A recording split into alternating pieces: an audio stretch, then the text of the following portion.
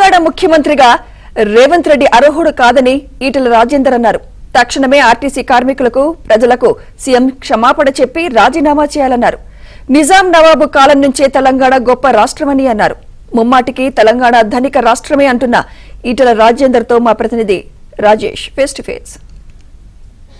తెలంగాణలో ఆర్టీసీ కార్మికులు ఇచ్చినటువంటి సమ్మె రాజకీయంగా తీవ్ర దుమారం లేపుతుంది. పర్టికులర్గా ఆర్టీసీ కార్మికుల డిమాండ్లను దృష్టిలో ఉంచుకుని నిన్న రేవంత్ రెడ్డి కొన్ని కీలకమైన వ్యాఖ్యలు చేశారు. అంటే ముఖ్యమంత్రి హోదాలో ఆయన చేసిన వ్యాఖ్యలను అన్ని రాజకీయ పార్టీలు తీవ్రంగా వ్యతిరేకిస్తున్నాయి. పర్టికులర్గా భారతీయ జనతా పార్టీ దీన్ని తీవ్ర స్థాయిలో పరిగణిస్తుంది. దీనిపై మనతో మాట్లాడడానికి బీజేపీ సీనియర్ నేత మల్కాజ్గిరి ఎంపీ ఈటెల రాజేందర్ అన్నారు. సార్, సుదీర్ఘకాలం తెలంగాణలో మీరు మొట్టమొదటి ఆర్థిక శాఖ మంత్రిగా పనిచేసిన అనుభవం మీకు ఉంది. ముఖ్యమంత్రి రేవంత్ రెడ్డి ఆర్టీసీ కార్మికులు ఇచ్చిన సమ్మెను దృష్టిలో ఉంచుకుని కొన్ని కామెంట్ చేశారు. ఈ కామెంట్స్ ఎట్లా చూడొచ్చు? రేవంత్ రెడ్డికి అనుభవం లేదని, రేవంత్ రెడ్డికి పరిపాలించే నైపుణ్యం లేదని, రేవంత్ రెడ్డి ఎన్నికల ముందు చెప్పినటువంటి మాట్లాడిన మోసమని ప్రజలకు క్షమాపణ చెప్పి రాజీనామా చేసి తప్పుకోవాలి తప్ప రేవంత్ రెడ్డికి రాష్ట్రాన్ని పరిపాలించే నైతిక హక్కు లేదు.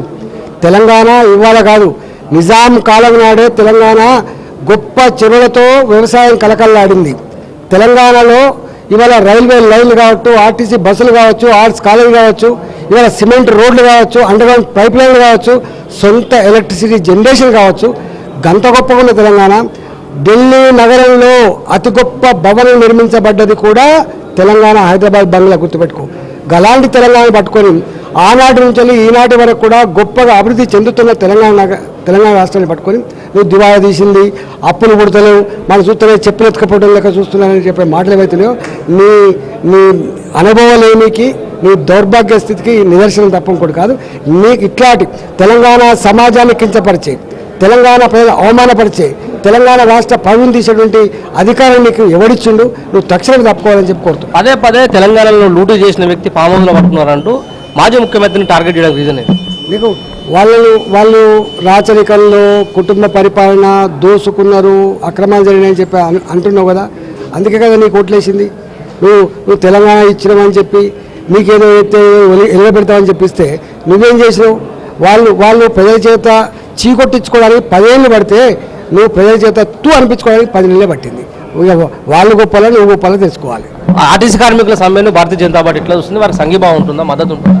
ఈ రాష్ట్రంలో న్యాయ పోరాటాలు ఎవరు చేసినా, అది కార్మిక వర్గం చేసినా, అవుట్సోర్సింగ్ ఉద్యోగాలు చేసినా, అవి గెస్ట్ లెక్చరర్ చేసినా, లేదా రేపు ఇంకోటి చేసినా, వాళ్ళందరికీ తెలంగాణ భారతీయ జనతా పార్టీ అండగా ఉంటుంది. రేపు రాబోయే కాలంలో ఇదంతా కూడా సరిచేయగలిగేటువంటి శక్తి, సత్తా రేపు భారతీయ జనతా పార్టీకే ఉంటుంది. ప్రజలకు నమ్మకం.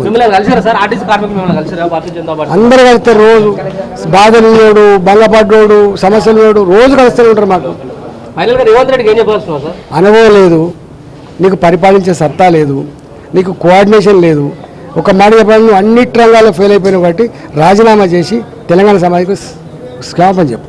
రైట్, మొత్తానికి ఇది పరిస్థితి. తెలంగాణను పాలించే సత్తాలేని రేవంత్ రెడ్డి తక్షణమే రాజీనామా చేసి నైతిక బాధ్యత వహించి తెలంగాణ సమాజానికి క్షమాపణ చెప్పాల్సిన అవసరం ఉంటుంది. బంగారు తెలంగాణ ఉన్నటువంటి తెలంగాణను 10 ఏళ్ల పాటు పాలించిన బీఆర్ఎస్ పార్టీ అప్పుల కుప్పగా, అప్పుల ఊబిలో తీసుకెళ్లేలాగా ప్రయత్నం చేసిందని చెప్పిన రేవంత్ రెడ్డిని ఆల్టర్నేటివ్గా ప్రజలు ఎన్నుకున్నారు. 10 ఏళ్ల పాటు పాలించిన వాళ్ళని ప్రజలు చీకొట్టేందుకు 10 సంవత్సరాల సమయం పడితే నిన్ను చీకొట్టేందుకు కేవలం 10 నెలల సమయం మాత్రమే పట్టింది. తెలంగాణ ఈ దేశంలో నంబర్ 1 రాష్ట్రంగా ఉన్న తెలంగాణని సరైన కోఆర్డినేషన్తో పనిచేసే సత్తా లేక, సమన్వయం చేసుకోలేకనే రేవంత్ రెడ్డి ఈ తరహా వ్యాఖ్యలు చేస్తున్నారు. ఆర్టీసీ కార్మికులకు భారతీయ జనతా పార్టీ పూర్తి స్థాయి మద్దతు ఉంటుంది.